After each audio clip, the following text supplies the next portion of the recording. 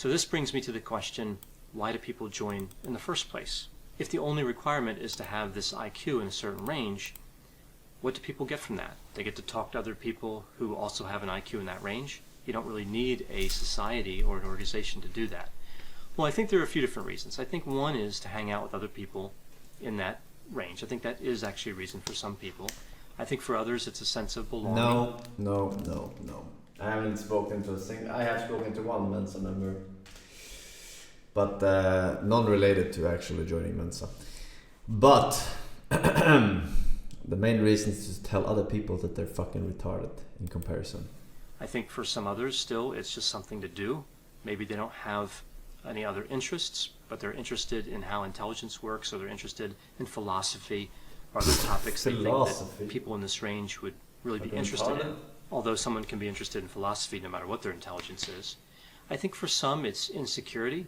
I think if somebody's insecure about their intelligence, if they had a tough time in school, or they develop some narcissistic traits. Tough time in school? I think that no Mensa member has a tough time in school. Is this guy fucking retarded? He's clearly not a Mensa member. Could be behind some of this.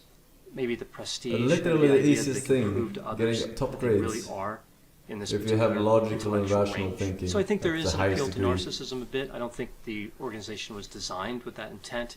But in my clinical experience, I have noticed that when people are interested in joining Mensa, a good proportion of the time, narcissism is at work there. They want to prove something, and again, they're insecure and vulnerable. So qualifying or even joining Mensa can satisfy is this lukewarm IQ coping? Narcissistic need. Now, there's really no way to know someone's It's literally motivation you, to join chat. Mensa This guy is literally you. could talk to them for a while and kind of figure it out. But as a general rule, I've kind of figured out one component of qualifying or joining Mensa that has held true at least some of the time in my experience. If somebody wants to get in only, so if their mission is simply to qualify to get into Mensa, but they don't want to attend any of the meetings or be active in any of the different activities that they have, that really points more toward a need for admiration and the idea that somebody can prove their own worth, at least through IQ.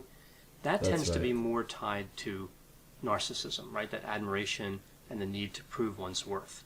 So if somebody's just trying to get in, just trying to qualify, that makes me lean a little bit more toward narcissism as a possible origin, as a possible motivation. If somebody qualifies and they join and they attend, they participate in the meetings, and they don't talk about it, they're not always saying about how they're in Mensa, that makes me believe that narcissism probably isn't involved. Again, this is not a surefire way of knowing, it's just the tendency seems to be there. So I think what this comes down to is that if you see someone who is narcissistic, do they really want to hang out with people who are in this high IQ range? So if their narcissism is specifically around how intelligent they are, would it make sense to spend a lot of time socializing with people who are also highly intelligent?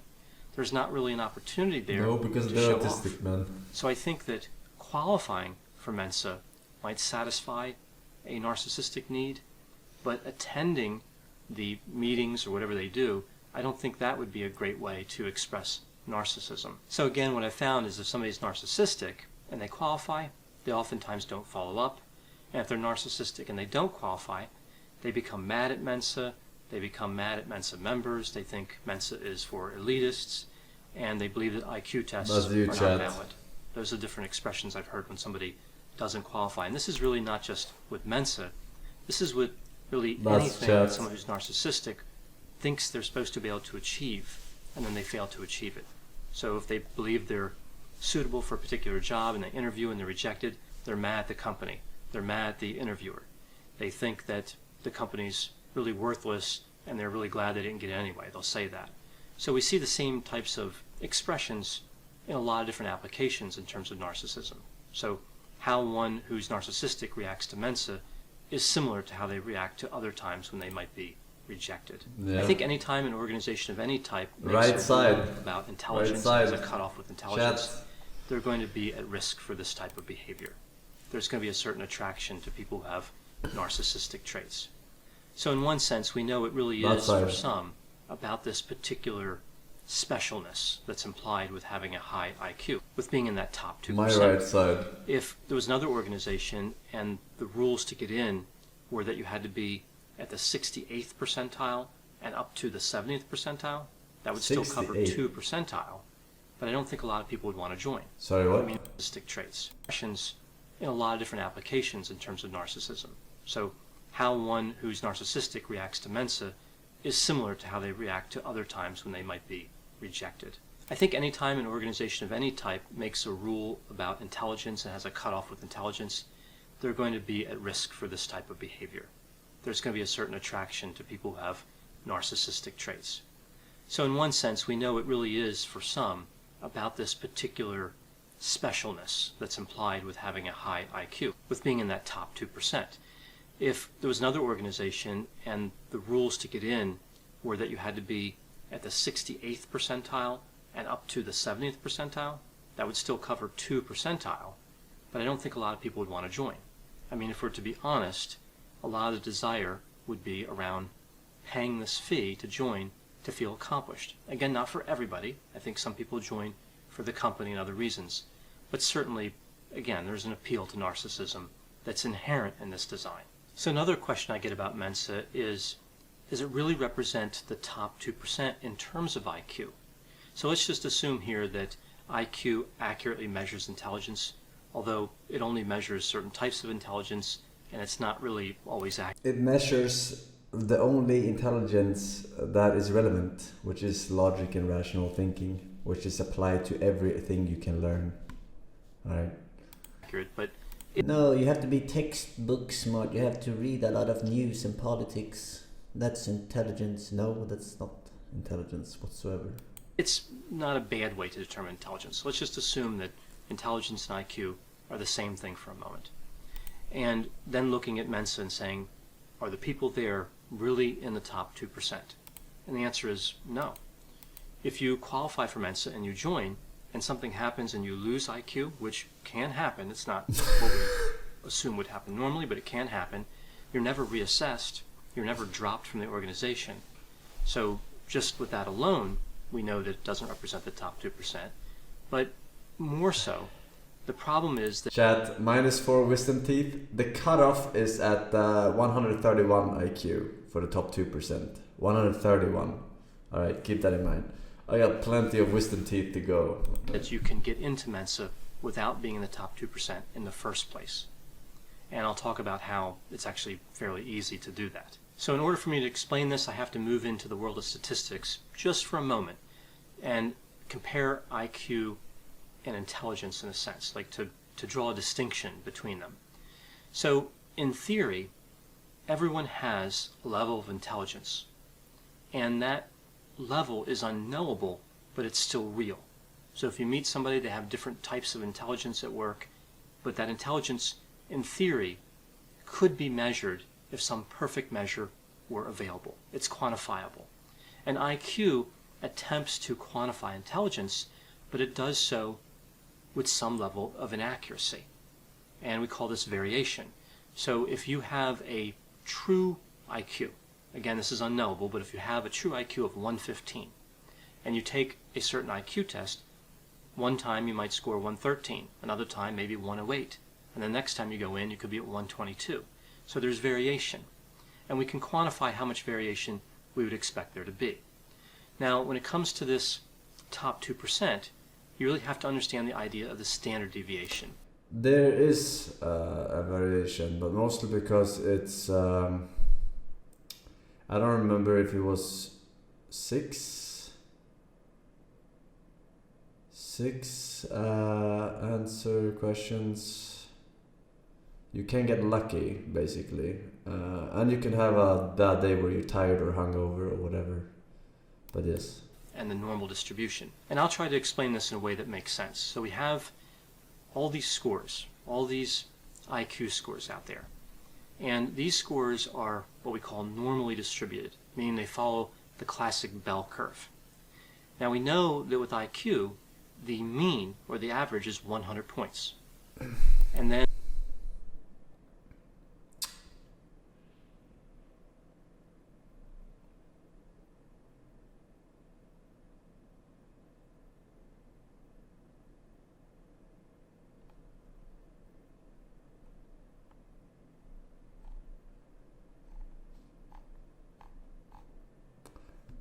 read something retarded. I had to scroll up, but I missed it.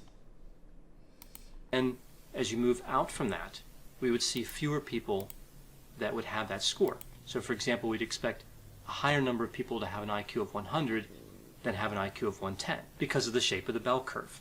As you move away from the mean, median, and mode, which are all in the middle of the bell curve, you would see less frequency. And we know with any IQ test there's a standard deviation, so I'm going to use the example here of the WACE. That's what I based that mean of 100 on.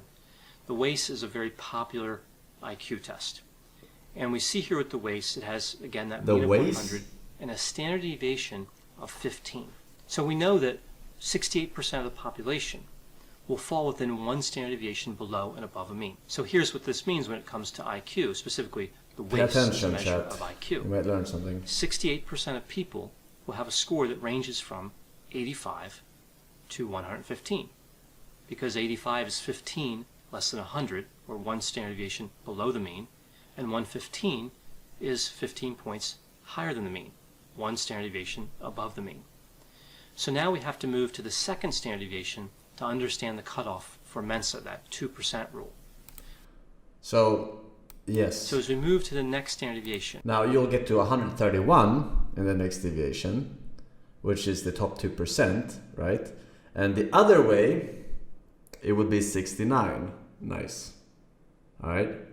So, try to recall how often in real life you have met someone who you think have probably 69 IQ, like real Down syndrome, right?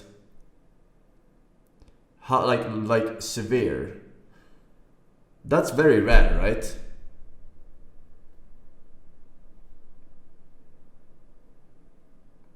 On the other side of the spectrum, it's equally rare to find me. Do you understand? so in the IQ test, moving upward, that would be 115 to 130. Again, another 15 points. Now we see that only 14% of the population would be in that range. And between 70 and 85, there would also be 14%. So if we add up all these percents, we see that from 70 to 130 points, that's 96% of the population. And if we only look at the higher IQs, it would be 2% because it would be 2% on each side. So below 70, that would be about 2% of the population, and above 130 would be about 2% of the population.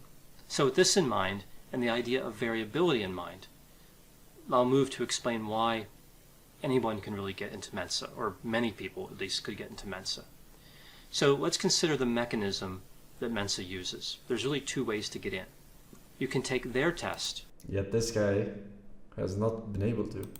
And sometimes you're only allowed to take that once. Or you can take a private test. So this can be a counselor educator, a PhD social worker, a PhD psychologist, someone who's authorized to give certain IQ tests, and there's an approved list that Mensa uses. And they have to send the report in on their letterhead with their license number and their signature. And it needs some other information, of course, the test results and things like that. So that's all that's really required through that path. So someone could forge that pretty easily with all the different desktop I did the public publishing one. software that's available. But of course that would be illegal.